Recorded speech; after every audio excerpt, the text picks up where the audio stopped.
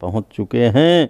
आइए हम ध्यान और मन लगा करके प्रभु की लीला का गुणगान सुने और प्रभु किस तरीके से जनकपुरी में टहल रहे हैं लक्ष्मण जी के साथ और मुनि विश्वामित्र जी की आज्ञा पा करके वहाँ के सभी नर नारियों को सुख पहुँचा रहे हैं। आइए हम कथा इसी तरीके से इसी क्रम में चलते हैं। पूरब दिस गे दो भाई, जहाँ धनु मुख हित भूमि बनाई।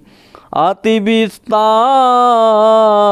4 गज ढारी, विमल वेदिका रुचिर संवारी। दोनों भाई नगर के पूरब ओर गए जहाँ धनुष यज्ञ के लिए रंगभूमि बनाई गई थी। बहुत लंबा चौड़ा सुंदर ढाला हुआ पक्का आंगन था जिस पर सुंदर और निर्मल वेदी सजाई गई थी।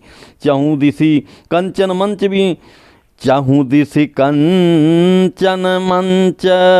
विशाला रचे, जहाँ बैठही महिपाला।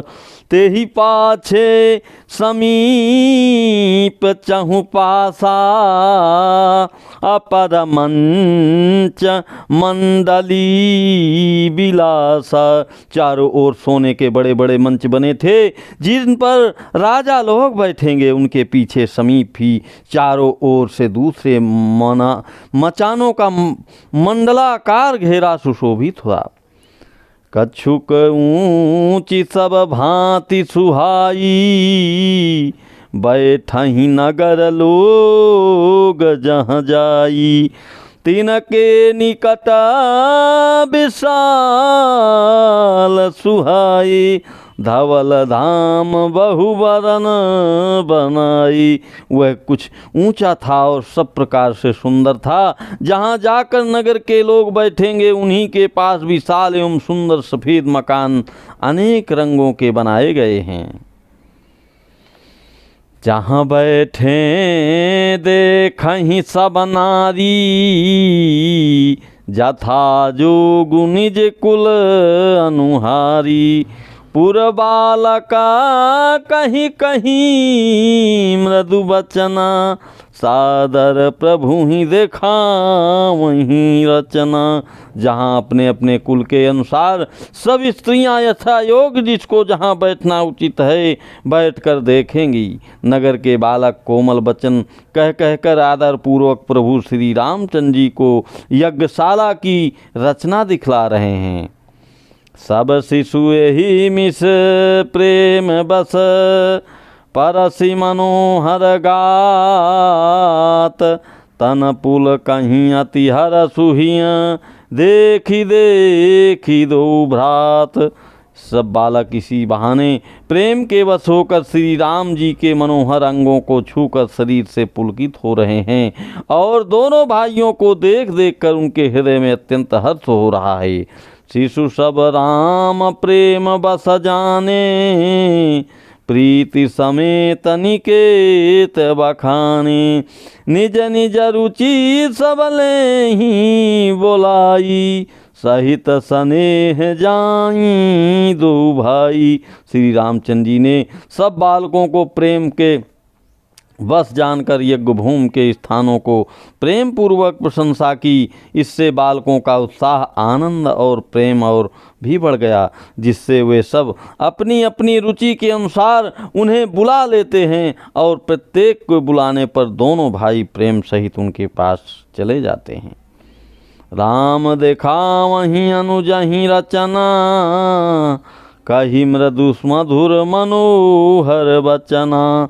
लवनी में समहु भुवन निकाया, रचई जासु अनुशासन माया।